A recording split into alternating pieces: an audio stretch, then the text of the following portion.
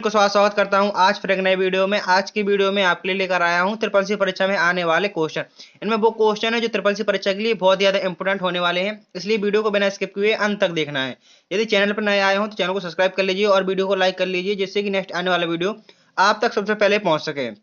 यदि आपने मैराथन को नहीं देखा है तो मैंने मैराथन क्लास की लिंक वीडियो के डिस्क्रिप्शन में दे दी है, आप उस मैराथन को जरूर देख लें, क्योंकि उस मैराथन में मैंने टॉप 500 क्वेश्चन कराए हैं जो ट्रिपल सी परीक्षा के लिए बहुत ज्यादा इंपोर्टेंट होने वाले हैं। चलिए शुरू करते हैं आज के क्वेश्चन नंबर 1 से कि क्वेश्चन नंबर 1 क्या है। क्वेश्चन नंबर 1 में पूछा गया है एनपीटीईएल का मुख्य उद्देश्य क्या है। जो एनपीटीईएल है इसका मुख्य उद्देश्य क्या है। ऑप्शन नंबर ए प्रौद्योगिकी में ऑनलाइन शिक्षा प्रदान करना, ऑप्शन बी बैंकिंग सेवाएं प्रदान करना, ऑप्शन सी डिजिटल भुगतान एंड ऑप्शन नंबर डी है नेटवर्किंग समाधान। तो यहाँ पर आपका ऑप्शन नंबर ए सही आंसर हो जाएगा।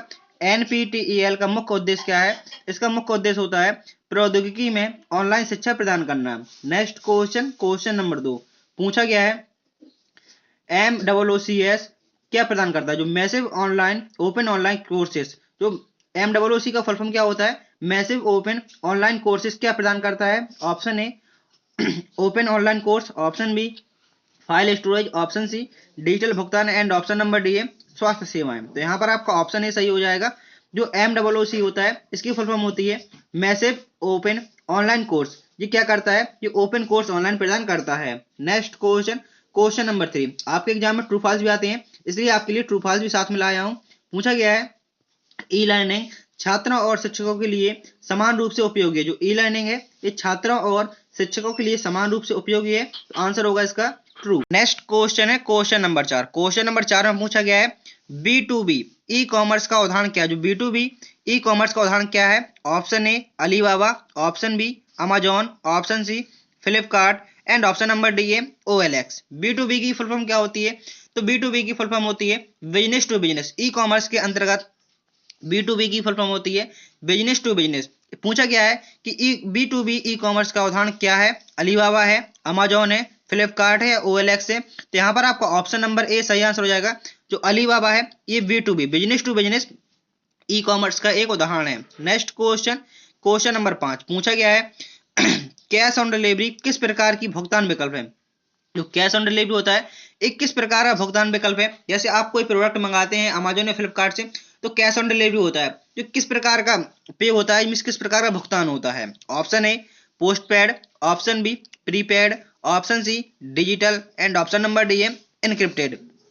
तो यहाँ पर आपका सही आंसर हो जाएगा option number A post paid. Means जो क्या होता है, जो भुगतान होता है आपका कैश ऑन डिलीवरी, मतलब क्या होता है जैसे आपका प्रोडक्ट आ जाता है तभी आप उसका भुगतान करते हैं। मीन्स कैश ऑन डिलीवरी, जब आप डिलीवरी हो जाएगी तभी आप उसको कैश देंगे, जो होता है पोस्ट पेड भुगतान। Next question, question number 6। Question number 6 में पूछा गया है पेटीएम एक डिजिटल भुगतान प्लेटफॉर्म है। जो पेटीएम होता है एक डिजिटल भुगतान प्लेटफॉर्म है, तो आंसर होगा यहाँ पर true. Next question, question number 7। Question number 7 में पूछा गया है फिशिंग का मुख्य उद्देश्य क्या है। जो फिशिंग होता है, फिशिंग का मुख्य उद्देश्य क्या होता है। ऑप्शन नंबर ए है व्यक्तिगत जानकारी चुराना, ऑप्शन नंबर बी है वायरस फैलाना, ऑप्शन नंबर सी है फाइल स्टोर करना एंड ऑप्शन नंबर डी है नेटवर्क ब्लॉक करना। पूछा गया है जो फिशिंग होता है, फिशिंग का मुख्य उद्देश्य क्या होता है। तो फिशिंग का मुख्य उद्देश्य होता है व्यक्तिगत जानकारी को चुराना, ये फिशिंग का मुख्य उद्देश्य होता है। Next question, question number 8। Question number 8 में पूछा गया है रैनसमवेयर किस प्रकार का साइबर खतरा होता है। जो रैनसमवेयर होता है ये किस प्रकार का साइबर खतरा होता है। ऑप्शन ए डेटा एनक्रिप्ट करके फिरौती मांगना, ऑप्शन बी पासवर्ड चुराना, ऑप्शन सी फाइल डिलीट करना एंड ऑप्शन नंबर डी है नेटवर्क को धीमा करना। पूछा गया है रैनसमवेयर किस प्रकार का साइबर खतरा है। तो रैनसमवेयर किस प्रकार का साइबर खतरा होता है, ये होता है डेटा एनक्रिप्ट करके फिरौती मांगना। जो डेटा को एनक्रिप्ट कर लेता है और उसके बदले फिरौती मांगता है वो कहलाता है रैनसमवेयर साइबर खतरा कहलाता है। Next question, question number 9। Question number 9 में पूछा गया है एंटीवायरस सॉफ्टवेयर कंप्यूटर को वायरस और मेलवेयर से बचाता है। जो एंटीवायरस सॉफ्टवेयर होता है जो कंप्यूटर को वायरस और मेलवेयर से बचाता है, तो यहाँ पर आंसर होगा ट्रू। एंटीवायरस सॉफ्टवेयर जो वायरस और मेलवेयर से बचाता है, तो आंसर होगा इसका true. Next question, question number 10। Question number 10 में पूछा गया है URL, URL का पूरा नाम क्या है। मीन्स URL की फुल फॉर्म क्या होती है। Stand for URL। Option A uniform resource locator, option B universal resource locator, option C uniform retrieval link and option number D है यूनिवर्सल रिट्रीवल लिंक। तो यहाँ पर आपका ऑप्शन नंबर ए सही आंसर हो जाएगा। यूआरएल की फुल फॉर्म होती है यूनिफॉर्म रिसोर्स लोकेटर। आपके एग्जाम में फुल फॉर्म भी पूछ जाती है, इसलिए फुल फॉर्म को अच्छे से याद जरूर कर लें। यूआरएल की फुल फॉर्म होती है uniform resource locator, UNIFORM uniform resources, RESOURCE locator, LOCATOR।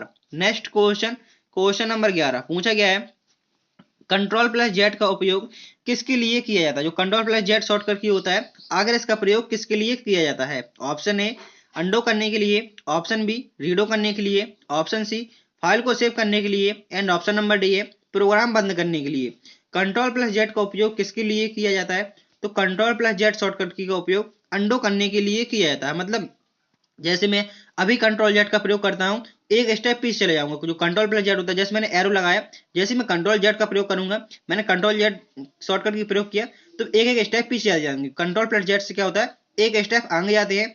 Control plus Y होती है रीडो की शॉर्टकट, कंट्रोल प्लस वाई से रीडो होता है, कंट्रोल प्लस एस से सेव होता है, और प्रोग्राम बंद करने के लिए कंट्रोल प्लस डब्ल्यू का प्रयोग करते हैं।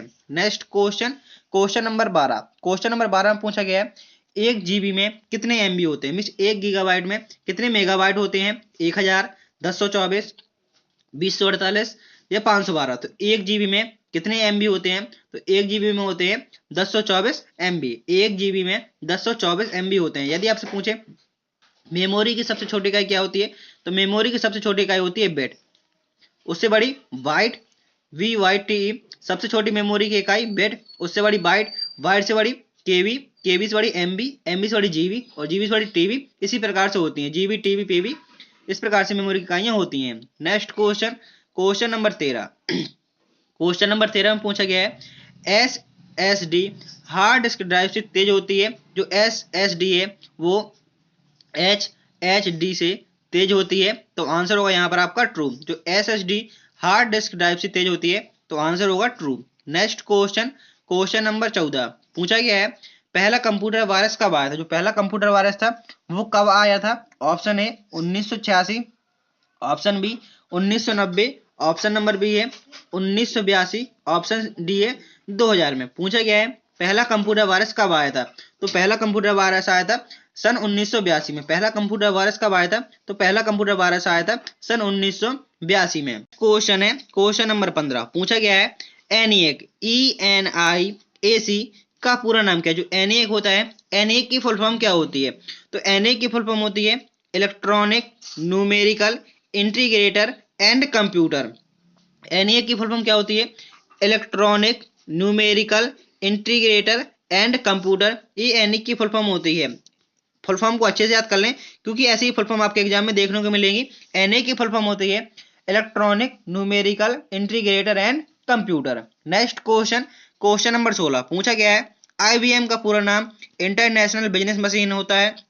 जो IBM होता है, IBM का full form international business machine होता है, तो आंसर होगा ट्रू। IBM का full form international business machine. Next question, question number 17 पूछा गया है वर्चुअल मेमोरी का उपयोग किसके लिए किया जाता है। जो वर्चुअल मेमोरी होती है, आखिर इसका प्रयोग किसके लिए किया जाता है। ऑप्शन नंबर ए है डेटा संग्रहण के लिए, ऑप्शन बी प्रोसेसिंग स्पीड बढ़ाने के लिए, ऑप्शन नंबर सी सीमित रैम के साथ बड़ी प्रोसेसिंग के लिए एंड ऑप्शन नंबर डी है बूटिंग प्रक्रिया तेज करने के लिए। तो पूछा गया है वर्चुअल मेमोरी का प्रयोग किसके लिए किया जाता है। तो वर्चुअल मेमोरी का प्रयोग किया जाता है सीमित रैम के साथ बड़ी प्रोसेसिंग के लिए। सीमित रैम के साथ, रैम का फुल फॉर्म होता है रैंडम एक्सेस मेमोरी। रैम का फुल फॉर्म क्या होता है, random access memory. Virtual memory का प्रयोग किसके लिए किया जाता है, तो सीमित रैम के साथ बड़ी प्रोसेसिंग के लिए किया जाता है। नेक्स्ट क्वेश्चन, क्वेश्चन नंबर 18 पूछा गया है निम्नलिखित में से कौन सा एक रियल टाइम ऑपरेटिंग सिस्टम। जो रियल टाइम ऑपरेटिंग सिस्टम होता है वो कौन सा होता है, विंडोज, लाइनक्स, FreeRTOS या मैक OS। पूछा गया है कि निम्नलिखित में से कौन सा एक रियल टाइम ऑपरेटिंग सिस्टम है। तो यहाँ पर आपका ऑप्शन नंबर सी सही आंसर हो जाएगा। FreeRTOS है, FreeRTOS है, एक रियल टाइम ऑपरेटिंग सिस्टम होता है। नेक्स्ट क्वेश्चन, क्वेश्चन नंबर 19 में पूछा गया है विंडोज 7 एक मल्टीटास्किंग ऑपरेटिंग सिस्टम है। जो विंडोज 7 है क्या एक मल्टीटास्किंग ऑपरेटिंग सिस्टम है, तो आंसर होगा यहाँ पर आपका true. Next question, question number 20 पूछा गया है लिब्रे ऑफिस राइटर में पेज मार्जिन को बदलने के लिए कौन सा विकल्प है। यदि आप लिब्रे ऑफिस राइटर में पेज का मार्जिन बदलना चाहते हैं तब आपको कौन से विकल्प का प्रयोग करना होगा। ऑप्शन ए फॉर्मेट मेन्यू पे जाकर पेज पेज के अंदर जाकर margin. Option B tools menu के अंदर जाकर पेज सेटअप। ऑप्शन सी है व्यू मेन्यू के अंदर margin and option number D है इंसर्ट मेन्यू के अंदर मार्जिन। तो पूछा गया है लिब्रे ऑफिस ये राइट नहीं है, राइटर है। लिब्रे ऑफिस राइटर में पेज मार्जिन को बदलने के लिए कौन सा विकल्प प्रयोग किया जाता है। तो यहाँ पर आपका ऑप्शन नंबर ए सही आंसर हो जाएगा। सबसे पहले आप फॉर्मेट मेन्यू पे जाएंगे, उसके बाद पेज और उसके बाद पेज का मार्जिन कर देंगे। ये लिब्रे ऑफिस राइटर में पेज मार्जिन बदल जाएगा। नेक्स्ट क्वेश्चन, क्वेश्चन नंबर 21 में पूछा गया है सम फंक्शन का प्रयोग किसके लिए किया जाता है। जो सम फंक्शन होता है आखिर इसका प्रयोग किसके लिए किया जाता है। ऑप्शन ए संख्याओं को जोड़ने के लिए, डेटा को स्टोर करने के लिए, डेटा को हाईलाइट करने के लिए या फाइल को सुरक्षित करने के लिए। तो यहाँ पर आपका ऑप्शन नंबर ए सही आंसर हो जाएगा। संख्याओं को जोड़ने के लिए संख्याओं को जोड़ने के लिए सम फंक्शन का प्रयोग किया जाता है। लिब्रे ऑफिस कैल्क में कोई फॉर्मूला लगाने से पहले सबसे पहले इक्वल चिन्ह का प्रयोग किया जाता है, उसके बाद कोई फॉर्मूला आप लिखेंगे। तो किसी भी कैल्क में कोई भी फॉर्मूला लगाने से पहले कौन से चिन्ह का प्रयोग किया जाता है, तो इक्वल चिन्ह का मींस बराबर चिन्ह का प्रयोग किया जाता है। नेक्स्ट क्वेश्चन, क्वेश्चन नंबर 22 पूछा गया है स्लाइड ट्रांजिशन का प्रयोग किसके लिए होता है, किया जाता है। जो स्लाइड ट्रांजिशन होता है आखिर इसका प्रयोग किसके लिए किया जाता है। ऑप्शन नंबर ए स्लाइड की गति बढ़ाने के लिए। ऑप्शन बी स्लाइड में बदलाव के लिए, प्रभाव जोड़ने के लिए। ऑप्शन सी स्लाइड का बैकग्राउंड बदलने के लिए एंड ऑप्शन नंबर डी है स्लाइड को एनिमेट करने के लिए। जो स्लाइड ट्रांजिशन होता है आखिर इसका प्रयोग किसके लिए किया जाता है। तो स्लाइड ट्रांजिशन का प्रयोग किया जाता है स्लाइड में बदलाव के लिए, प्रभाव जोड़ने के लिए। मतलब क्या है, ऑप्शन नंबर बी पहले यहाँ पर सही आंसर होगा। जैसे यहाँ पर काफी सारी स्लाइड है, एक स्लाइड के बाद दूसरी स्लाइड आएगी तब उसमें प्रभाव होगा। जैसे इस वाली स्लाइड से आकर इस वाली स्लाइड में दूसरी स्लाइड आएगी, एक स्लाइड के बाद दूसरी स्लाइड आएगी तो उसमें कुछ इफेक्ट, कुछ प्रभाव लगेगा, वो होता है slide transition. Next question, question number 23 पूछा गया है वाईफाई का पूरा नाम क्या है। वाईफाई सब लोग यूज करते हैं, आपका नेट खत्म हो जाता है, अब सामने वाले व्यक्ति से कहते हैं आप अपना हॉटस्पॉट खोल दीजिए जिससे कि मैं अपना वाईफाई कनेक्ट करके अपने मोबाइल में नेट चला सकूं। तो आखिर वाईफाई का फुल फॉर्म क्या होता है। ऑप्शन ए wireless Fidelity, wide Fidelity, wireless fibre या फाइबर या वाइबर वायर्ड फिडेलिटी। तो यहाँ पर आपका ऑप्शन नंबर ए सही आंसर हो जाएगा। वाईफाई का फुल फॉर्म होता है वायरलेस फिडेलिटी। वाईफाई का फुल फॉर्म क्या होता है, तो वाईफाई का फुल फॉर्म होता है wireless Fidelity. Next question, question number 23 पूछा गया है आईपी एड्रेस की कुल लंबाई कितनी होती है। जो आईपी एड्रेस होता है इसकी कुल लंबाई कितनी होती है IPv4 की। IPv4 की कुल लंबाई कितनी होती है, 32 बिट होती है, 64 बिट होती है, 128 बिट होती है, ये 256 बिट होती है। आईपी एड्रेस की कुल लंबाई कितनी होती है, तो आईपी एड्रेस I4 की लंबाई कितनी होती है, तो ये होती है 32 बिट। ऑप्शन नंबर ए यहाँ पर आपका सही आंसर हो जाएगा।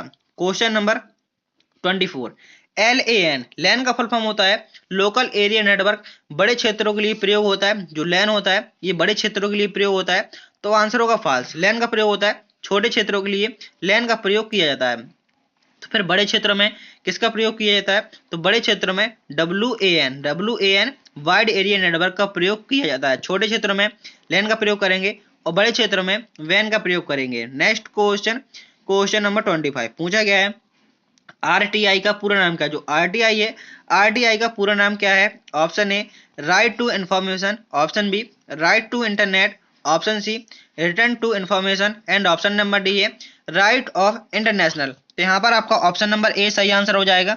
जो RTI का फुल फॉर्म होता है, RTI का फुल फॉर्म होता है राइट टू इंफॉर्मेशन। RTI का full form right to information. Next question, question number 26 पूछा गया है माई जीओवी पोर्टल का मुख्य उद्देश्य क्या। जो माई जीओवी पोर्टल होता है इसका मुख्य उद्देश्य क्या होता है। ऑप्शन ए डिजिटल शिक्षा, ऑप्शन बी सरकारी योजना के बारे में जानकारी प्रदान करना, ऑप्शन सी सार्वजनिक सेवाओं को ऑनलाइन प्रदान करना एंड ऑप्शन नंबर डी है कृषि सेवाएं प्रदान करना। जो माई जीओवी है इसका मुख्य उद्देश्य क्या होता है, तो माई जीओवी का मुख्य उद्देश्य होता है सरकारी योजना के बारे में जानकारी प्रदान करना।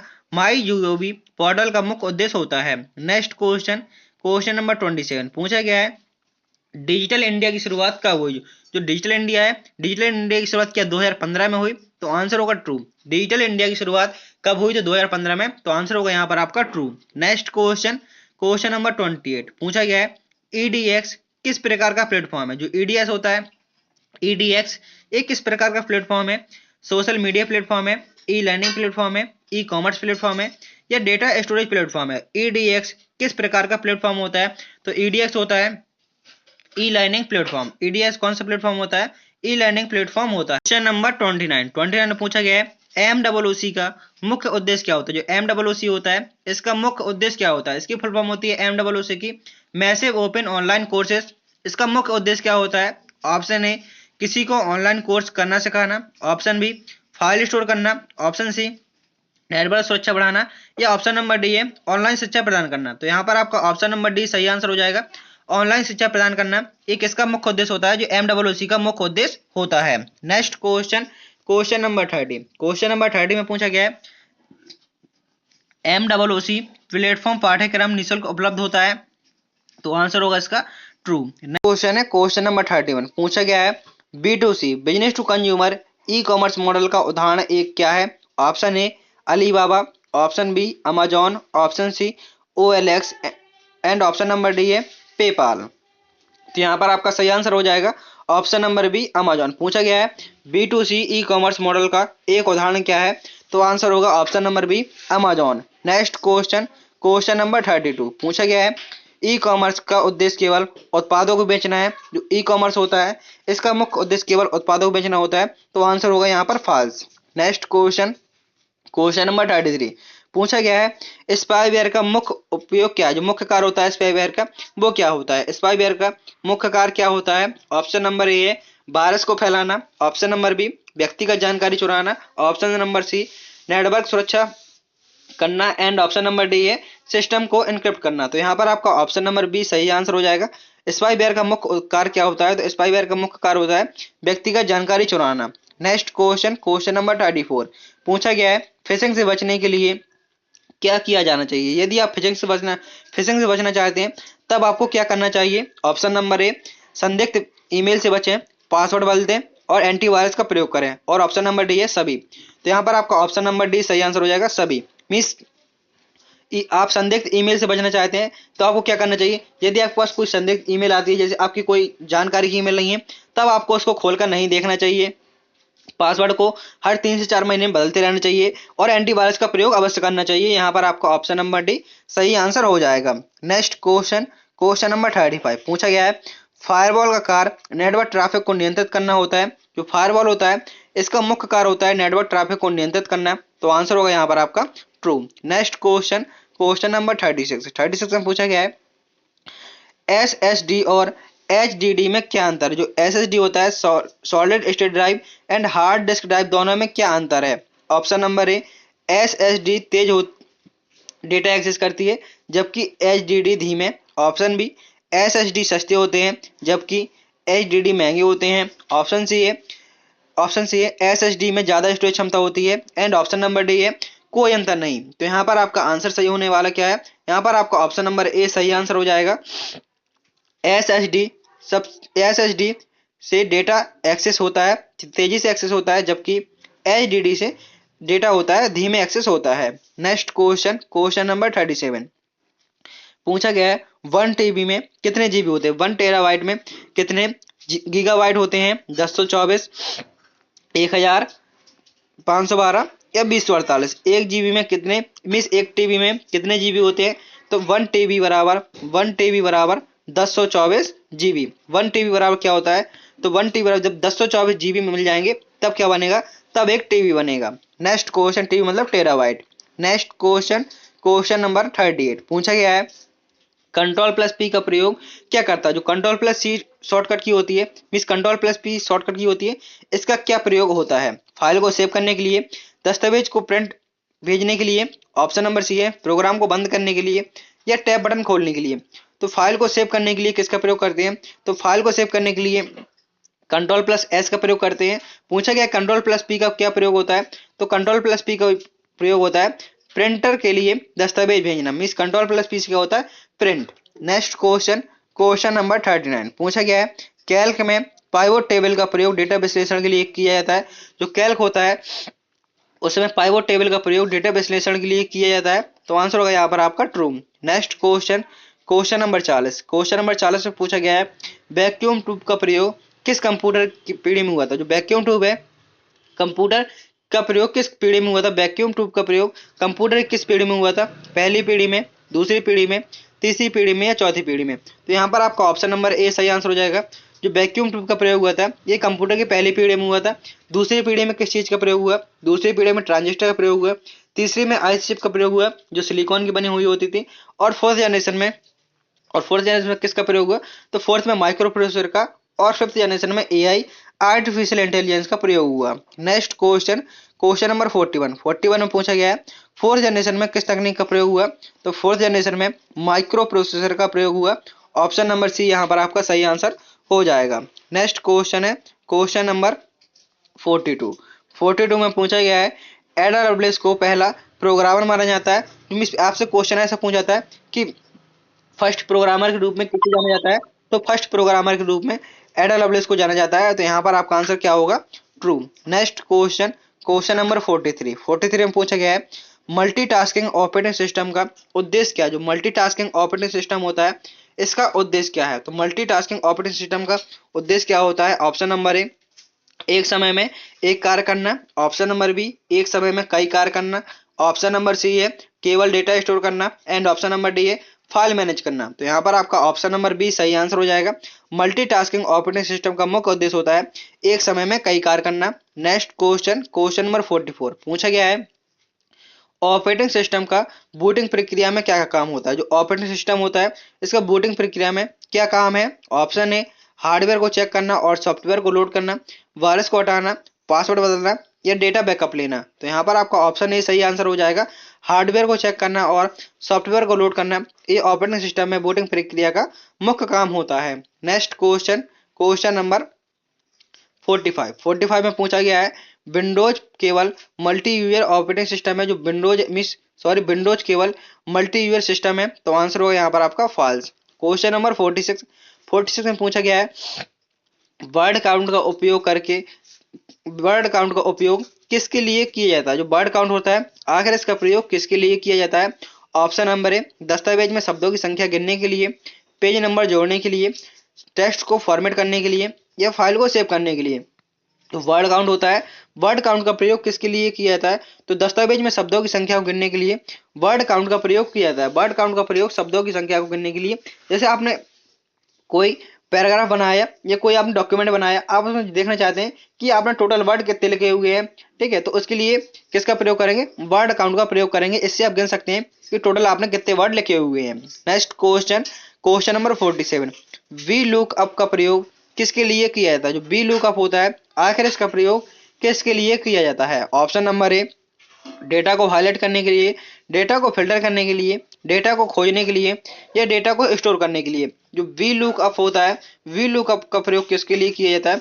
तो वी लुक अप का प्रयोग डेटा को खोजने के लिए किया जाता है। ऑप्शन नंबर सी यहाँ पर आपका सही आंसर हो जाएगा। नेक्स्ट क्वेश्चन, क्वेश्चन नंबर 48 में पूछा गया है कस्टम एनिमेशन का प्रयोग किसके लिए किया जाता है? जो कस्टम एनिमेशन होता है आखिर इसका प्रयोग किसके लिए किया जाता है? ऑप्शन नंबर ए स्लाइड को हाईलाइट करने के लिए, ऑब्जेक्ट और टेक्स्ट को एनिमेशन जोड़ने के लिए, बैकग्राउंड बदलने के लिए, नई स्लाइड जोड़ने के लिए। तो यहाँ पर पूछा गया है जो कस्टम एनिमेशन होता है, कस्टम एनिमेशन का प्रयोग किसके लिए किया जाता है? तो कस्टम एनिमेशन का प्रयोग किया जाता है ऑब्जेक्ट और टेक्स्ट में एनिमेशन जोड़ने के लिए, टेक्स्ट में ऑब्जेक्ट और एनिमेशन जोड़ने के लिए कस्टम एनिमेशन का प्रयोग किया जाता है।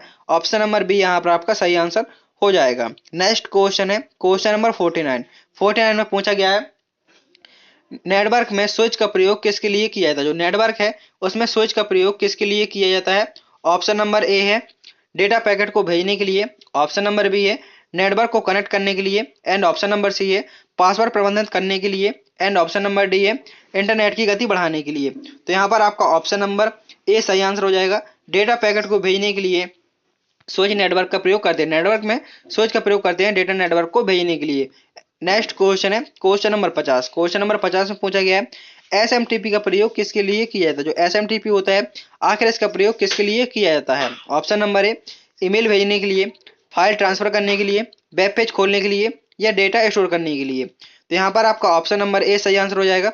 ईमेल को भेजने के लिए एसएमटीपी का प्रयोग किया जाता है। तो यहाँ पर आपके 50 क्वेश्चन पूरे होते हैं। उम्मीद करता हूँ कि आपको वीडियो पसंद आया होगा। यदि आपने चैनल को सब्सक्राइब नहीं किया तो चैनल को सब्सक्राइब कर लीजिए और वीडियो को लाइक कर दीजिए जिससे कि नेक्स्ट आने वाला वीडियो आप तक सबसे पहले पहुंच सके। मिलते हैं नेक्स्ट वीडियो में। थैंक यू, टेक केयर, जय हिंद, जय भारत।